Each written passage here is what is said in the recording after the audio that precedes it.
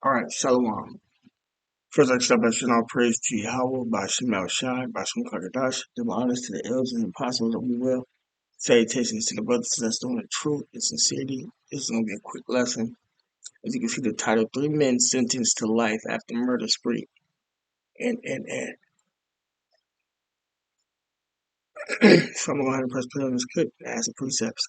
Tonight, the streets are a little safer. Three gang members are behind bars after a series of murders and robberies.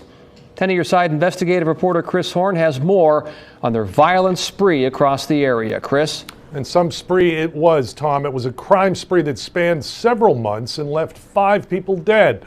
One of the defendants identified with Wavy 10 in this federal case in a way that we wish he hadn't. The list of crimes for Ronzel Dixie, Kwame Redmond, and Miko Brown includes 5 murders, 2 additional shootings, and numerous robberies. They robbed businesses and drug dealers and stole 3 cars. Dixie and Brown were involved with the killing of Kelsey Wellens on November 8, 2017. Afterward, Dixie bragged that he was Mr. Wavy 10 because he was always on the local news and wanted at least 10 shootings to his name. Dixie and Redmond killed 58-year-old Daryl Higginbotham outside the Happy Shopper in Hampton. Dixie, Redmond, and Brown stole a Cadillac in Newport News and shot and killed another driver who tried to follow them. Just an hour later, during an attempted robbery, Brown's gun jammed. All 3 men fled. Dixie then saw a homeless person, got out and shot him dead, telling Brown, "My gun does not jam." Federal prosecutors called the spree a stunning blizzard of violence and said the 3 men were part of a gang. However, defense attorneys denied any gang connections. Dixie got 5 life sentences plus 30 years, while Redmond and Brown got life plus at least 50 years. Chris Horn, 10 in your side. Product hunt. Content creators can no longer keep up because we have to make videos for Instagram Reels, YouTube Shorts, Twitter, TikTok. Right, so as you can see, that's the Criminal judgment shootings and numerous robbery. of Yahweh Shema Shai for these 3 brute beasts. And for whoever they killed, man. That's the judgment for the Lord. You look at these serial killers running around here, getting ready for the day. All hell breaks because Jake them only robs people because one, they either don't have education, they want to be in gangs, or this whole people gonna start robbing people because they're gonna be hungry. You know, they're gonna need somewhere to stay. You know, and that's gonna happen because of the America's sister collapsing. You know,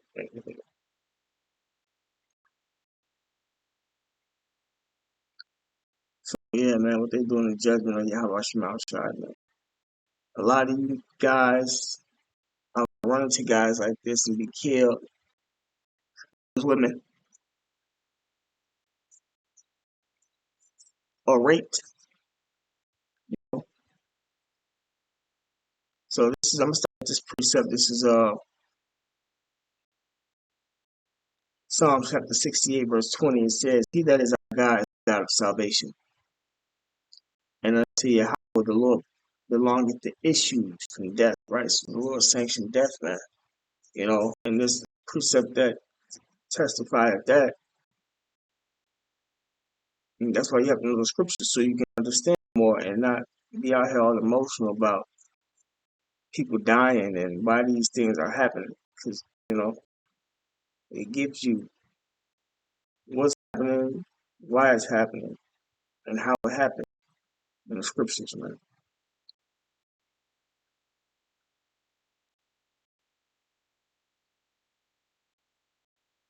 This is First Kings chapter 22.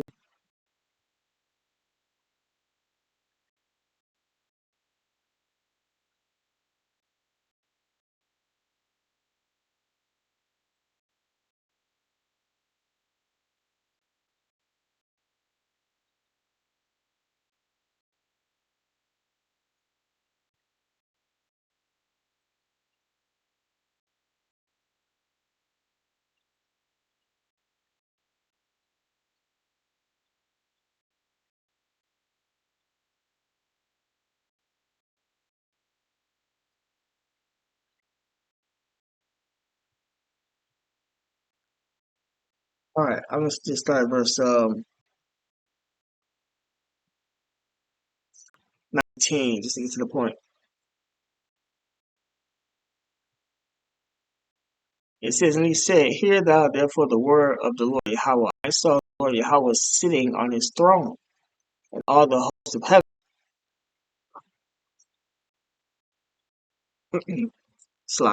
standing by him on his right hand and on his left, and that's about the angels. That's the host of heaven. And the Lord Yahweh said, who shall persuade Ahab that he may go up to fall at Ramoth Gilead? And one said unto this manner, and another said on that manner. Right? So it's the council in heaven. Who gonna persuade Ahab, you know, to fall or to get killed? And Ramoth Gilead, man. Verse 21, it says, and there came forth a spirit and stood before the Lord Yahweh and said, I will persuade him.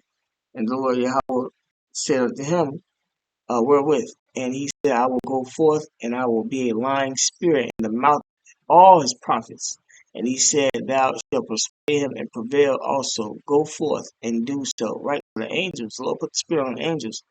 To put things in people's minds and have them act upon them, right? It says, now therefore, behold, the Lord Yahweh hath put a lying spirit in the mouth of all these like prophets. And the Lord Yahweh has spoken evil concerning thee, right, man? So you don't want to play with the Lord, you know, because just how judgment get meted out. Zedekiah, the son of Kenaa,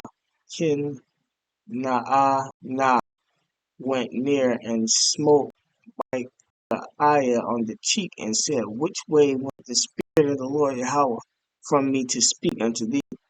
And Micaiah said, behold, thou shalt see in that day when thou shalt go into an inner chamber to hide thyself. And the king of Israel said, take Micaiah and carry him back unto Ammon, the governor of the city, and to Joash, the king's son, and say, thus said the king, put this fellow in the prison, right, because he didn't want to hear the truth, and feed him with bread of affliction and with water of affliction until I come in peace.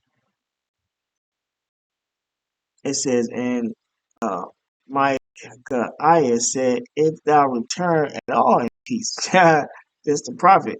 It says, the Lord Yahweh has not spoken by me. And he said, hearken, O people, every one of you. So the king of Israel and Jehoshaphat, the king of Judah, went up to Ramoth Gilead because he wasn't supposed to go. And the king of Israel said unto Jehoshaphat, I will disguise myself and enter into the battle, but put thou on thy robes. And the king of Israel disguised himself and went into the battle. But the king of Syria commanded his 32 captains that had rule over his chariots, saying, fight neither with small nor great, save only with the king of Israel. So they went straight after the king, man. And that's the judgment of the Lord. The Lord put the spirit on them to go straight after the king. And it came to pass when the captains of the chariots saw Jehoshaphat, that they said, surely it is the king of Israel. And they turned aside to fight against him. And Jehoshaphat cried out. And it came to pass, when the captains of the chariots perceived that it was not the king of Israel, that they turned back from pursuing him. It says, and a certain man drew a bow at a venture, and smote the king of Israel between the joints of the harness. Wherefore he said to the driver of his chariot, turn thine hand and carry me out of the host, for I am wounded. And the battle increased that day, and the king was stayed up in his chariot against the Syrians, and died at even. And blood ran out of the wound into the midst of the chariot. And there went a proclamation throughout the host about the going down of the sun, saying, every man to his city, and every man to his own country. So the king died and was brought to Samaria, and they buried the king in Samaria. And one washed the chariot in the pool of Samaria, and the dogs licked up his blood, and they washed his armor according unto the word of the Lord Yahweh which he spake. Now the rest of the acts of Ahab and all that he did, and the ivory house which he made, and all the cities that he built, are they not written in the book of the Chronicles of the Kings of Israel? So Ahab slept with his fathers, and uh, Ahaziah his son reigned in his stead, and Jehoshaphat the son of Asa began to reign over Judah in the 4th year of Ahab king of Israel. Right, so as you can see, the judges of the Lord went out, they ended up going up to that battle, which he wasn't supposed to go, but they had the council in heaven first before he went. And the prophet told him what was to happen. He didn't listen. And that's going on in heaven and the death that's going on all around the world, man. And he was putting in the spirit of putting the spirit of, the Lord is giving a command to the angels to put the spirit on these people to do these things that they're doing. You know? So the Lord is ultimately in control of everything, which is another thing that there's no free will. This is just an example of there not being a free will. Let me drop with this precept right here. This is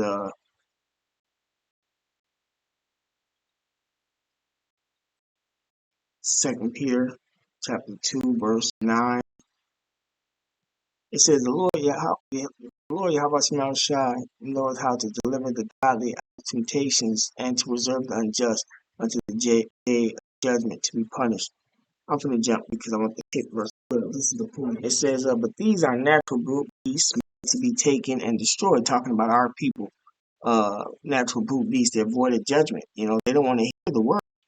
They are killing each other or killing people, you know, in gangs and stuff. Speak evil to things that they understand not, and these guys probably spoke evil against the truth. You never know, but a lot of Jake and them will be speaking evil against the truth, scoffing at the truth, and this be their judgment, either death or in jail, and shall utterly perish in their own corruption. See, so you don't want to be one of these guys, you know, because this ain't all be all. America's gonna be by thermonuclear missiles, and if they don't die in jail by way of somebody stabbing them, you know, or some a health situation, then they're gonna be hit by the thermonuclear missile, you know. So, you know, with that being said, man, Allah, how about Shema Shai? Double honors to the elderly and the rule well. That's salutations to the brothers of and sincerity. Shalom.